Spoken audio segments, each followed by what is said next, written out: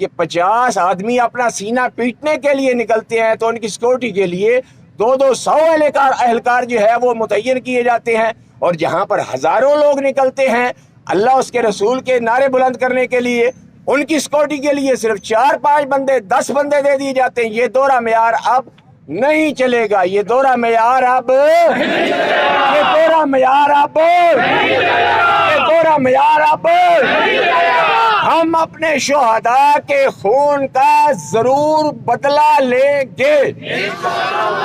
بلوچستان کے ضلع مستونگ کے اندر سانحہ ہوا عید میلاد النبی صلی اللہ تعالی علیہ وسلم کے جلوس پر جو دہشت گردی کی گئی، ہم نے آج پریس کلب لاہور کے اندر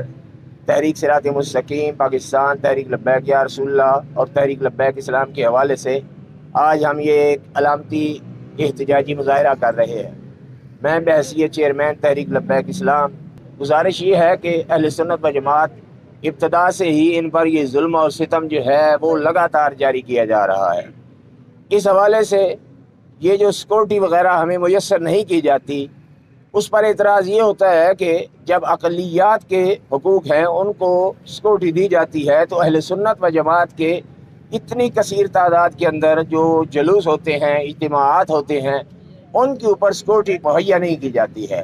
تحریک لبیک اسلام کے صوبائی رہنما حضرت علامہ مولانا مفتی سعید احمد حبیبی صاحب اپنے رفقا کے ساتھ، حالانکہ ایک عام مسلمان کا خون بھی بہت قیمتی ہے، وہاں پر جید علماء کرام شیوخ الحدیث جنہوں نے دن و رات ایک کر کے ہمارے عوام یعنی عوام اہل سنت کو سیدھے راستے پر چلانے کے اندر اپنا کردار ادا کیا، اور وہ ہر لمحہ قال قال رسول اللہ صلی اللہ علیہ وسلم اس کے نعرے بلند کر کے لوگوں کو امن کا درس دے رہے تھے۔ تو ہم اہل سنت و جماعت پر یہ ظلم جو ہے وہ آج سے نہیں ہو رہا، ابتدا سے ہی چل رہا ہے۔ ابھی آپ کراچی کی صورتحال دیکھ لیں، جب سانحہ نشتر پارک ہوا وہاں پر شہداء کی ہم نے لاشیں اٹھائے۔ آج یہ بلوچستان کے اندر جو واقعہ ہوا ہے اس کے اوپر ہم اداروں سے یہ سوال کرتے ہیں کہ وہ جو بھی اس کردار کے اندر جو اس کا ماسٹر مائنڈ ہے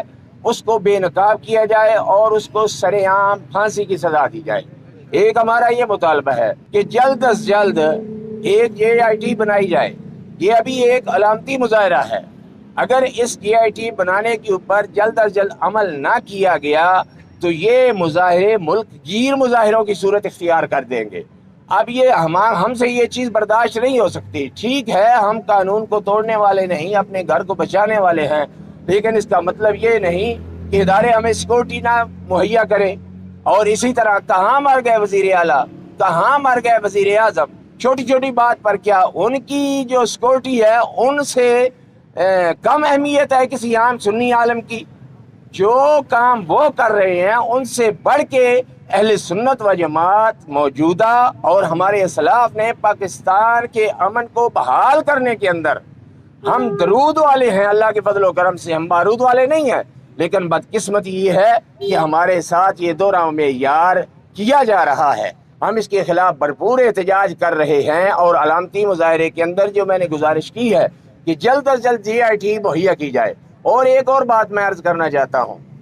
جو شہید ہو گئے انہوں نے تو اپنی جان کا نذرانہ پیش کیا، اللہ اس کے رسول کی بارگاہ کے اندر بلند مقام حاصل کر لیا، لیکن ان کے جو ورثاء ہیں، اب میں آپ کو یہ عرض کر دوں کہ ایک گھر کے 4 افراد تھے، 3 بھائی ایک والد، اسی طرح ایک نوجوان 7 بہنوں کا اکیلا تھا، اسی طرح کثیر تعداد کے اندر ہر گھر کی حالت یہ ہے۔ اب یہ حکومت کا فرض بنتا ہے کہ جتنے بھی شہداء ہیں ان کے لواحقین کو کم از کم ہر شہید کے گھر والے کو 1 کروڑ روپیہ، جو کہ اس کی خون کی قیمت نہیں ہے، وہ ساری زندگی پتہ نہیں کس صورتحال کے اندر گزاریں گے، کہ ایک گھر کو شہید کے ورثاء کو 1 کروڑ روپیہ دیا جائے، اور جو زخمی ہیں ان کو کم از کم 50 لاکھ روپیہ دیا جائے۔ یہ لوگ اپنی عیاشیوں پر تو اربوں کے حساب سے یہ پیسے اڑا دیتے ہیں، جس کا کوئی سر پیر نہیں ہوتا ہے۔ یہ تو پتہ چلے گا جب آخر میں جائیں گے۔ اور ایک اور بات میں وہ لازمی کرنا چاہتا ہوں کہ اس عظیم سانحے کے اندر ہمارے محکمہ پولیس کی طرف سے جو متعین تھے DSP صاحب، انہوں نے بھی جامع شہادت نوش کیا۔ ہمیں ان کی شہادت کا بھی اتنا ہی غم ہے اور اتنا ہی دکھ ہے جتنا ہمیں اپنی علماء کا دکھ ہے۔ کیونکہ وہ ایک مقدس کاز، چہ جائے کہ وہ تعداد کم تھی، لیکن وہ ایک مقدس کاز، ایک مقدس مشن کی حوالے سے جو ان کو سیکورٹی دی گئی تھی، 5 آدمی 10 آدمی، تعداد بہت زیادہ تھی۔ ادھر پاکستان کے اندر صورتحال یہ ہے کہ 50 آدمی اپنا سینہ پیٹنے کے لیے نکلتے ہیں، تو ان کی سیکورٹی کے لیے 200 اہلکار جو ہے وہ متعین کیے جاتے ہیں، اور جہاں پر ہزاروں لوگ نکلتے ہیں اللہ اس کے رسول کے نعرے بلند کرنے کے لیے، ان کی سیکورٹی کے لیے صرف 4-5 بندے 10 بندے دے دیے جاتے ہیں۔ یہ دورہ معیار اب نہیں چلے گا، یہ دورہ معیار اب یہ دورہ معیار اب یہ دورہ معیار اب ہم اپنے شہداء کے خون کا ضرور بدلہ لیں گے۔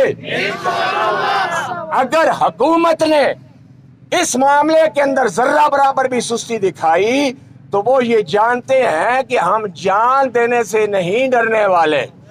ہم امن و امان والے ہیں لیکن ہم جان دینے سے نہیں ڈرتے۔ اللہ کے فضل و کرم سے یہ میری حکومت تک یہ آواز پہنچانی چاہیے، چیف جسٹس صاحب تک پہنچانی چاہیے، حافظ جنرل آصم منیر صاحب تک پہنچانی چاہیے، وہ ہمارے سپاہ سالار ہیں۔ اداروں سے پوچھا جائے،